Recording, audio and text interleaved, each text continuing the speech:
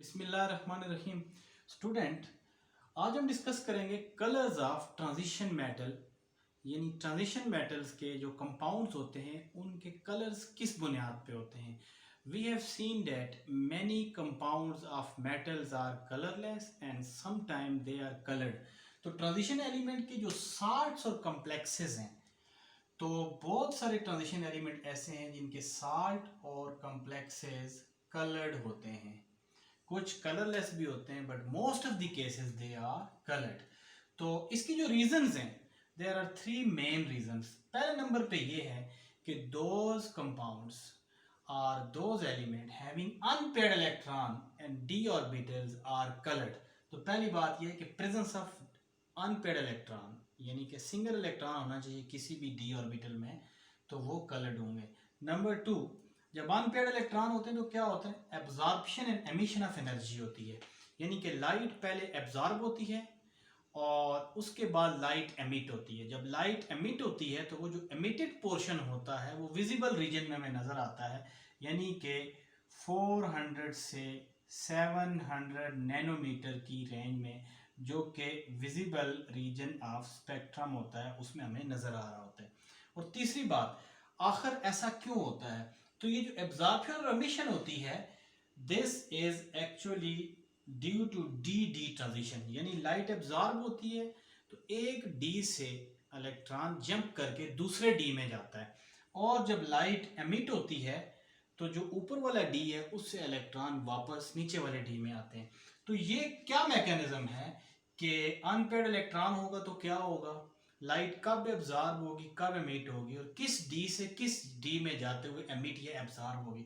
तो उसके लिए ये है कि D orbitals, when metal atom के डी ऑर्बिटल्स इन्वॉल्व होते हैं बॉन्डिंग में, चाहे वो नॉर्मल कंपाउंड हो चाहे वो साल्ट्स हो, तो d orbitals are 5, d x y, d y z, d z x, d x square minus y square and d z square.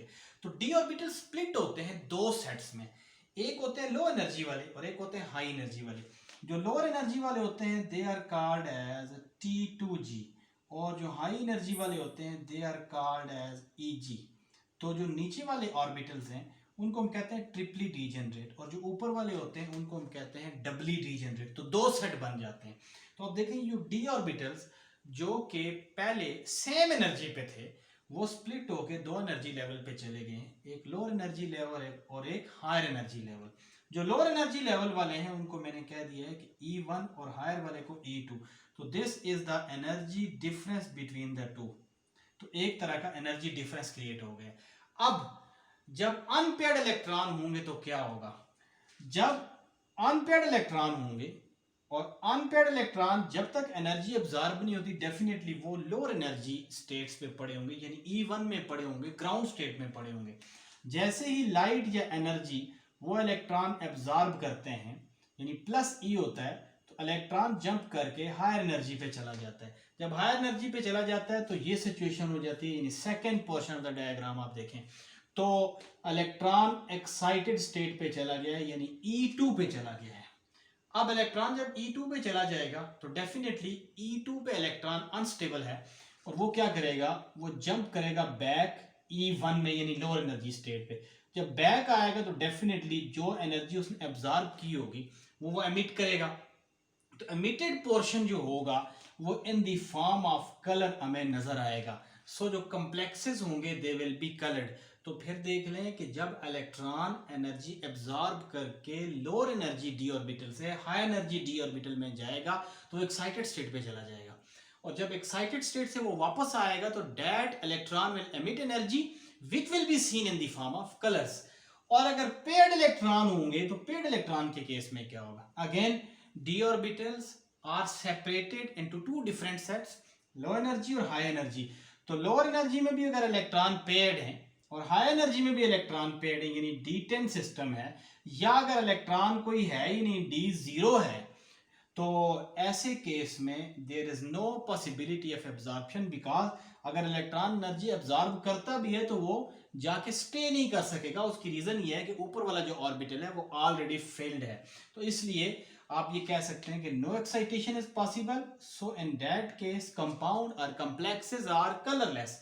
सो अगर इसको हम कंक्लूड करें तो हम ये कह सकते हैं कि कंपाउंड उस वक्त कलरलेस होते हैं जब इलेक्ट्रॉन डी ऑर्बिटल में 0 हो या D10 हो, यानी डी ऑर्बिटल एम्प्टी हो या डी ऑर्बिटल फुली फिल्ड हो, और कलर्ड होंगे उस वक्त जब सिस्टम में D1 से D9 तक इलेक्ट्रॉन हो, यानी 1 से लेकर 9 तक अगर इलेक्ट्रॉन हो, यानी डी ऑर्बिटल अगर पार्शली फिल्ड हो, तो ऐसे केसेस में कंपाउंड कलर्ड होते हैं। तो इसकी दो एग्जांपल्स अगर हम देखें तो for example we can see कि अगर हम जिंक की एग्जांपल ले लें तो, और जिंक अगर +2 आयन बनाए तो हमें पता है जिंक का एटॉमिक नंबर 30 है।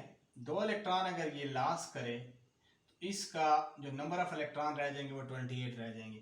अगर इसकी इलेक्ट्रॉनिक कन्फिग्रेशन लिखें तो आर्गन के बाद आप देखें 4s0 एंड 3d10। अब इसमें आर्गन में 18 इलेक्ट्रॉन और s के 0 इलेक्ट्रॉन और d के 10 इलेक्ट्रॉन, तो ये 28 कंप्लीट हो जाते हैं। तो आप देख सकते हैं ये d में 10 इलेक्ट्रॉन है, in that case this zinc is colourless, so ये कलर्ड कंपाउंड नहीं बना सकता। सिमिलरली आप एक और एग्जांपल देख लें स्कैंडियम की, स्कैंडियम +3। स्कैंडियम का एटॉमिक नंबर होता है 21। अगर इसमें से 3 इलेक्ट्रॉन निकालें तो हमारे पास 18 आ जाएगा। तो इसकी अगर आप इलेक्ट्रॉनिक कन्फिग्रेशन लिखें तो we can write argon 4s0 and 3d also 0, so this is also a colorless complex ion, यानी कि स्कैंडियम के जो कंपाउंड होंगे वो भी क्या होंगे, कलरलेस होंगे। सिमिलरली अगर आप इसमें व्यू करें कॉपर को तो हम देखते हैं कि क्या कॉपर में जब वो इलेक्ट्रॉन लूज करता है तो क्या कोई अनपेयर्ड इलेक्ट्रॉन रहेगा या नहीं रहेगा। So you can see copper +2। अब कॉपर का एटॉमिक नंबर 28 है। कॉपर अगर 2 इलेक्ट्रॉन लूज करे तो इट विल हैव 27 इलेक्ट्रॉन।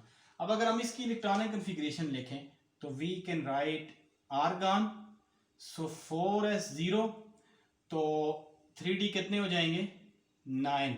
सो आप देख सकते हैं कि 18 + 0 + 9 = 27, और कॉपर में आप देखें D9 है।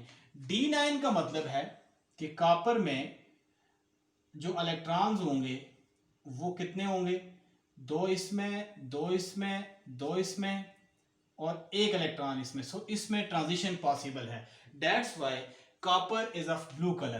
तो इसलिए जो कॉपर का कलर होगा that will be blue colour, and this blue colour is due to presence of one of the unpaired electron. Similarly अगर आप निकल को देखें तो निकल के जो साल्ट्स होते हैं या कम्प्लेक्स होते हैं वो ग्रीन होते हैं, again due to absorption and emission of energy due to presence of d electron.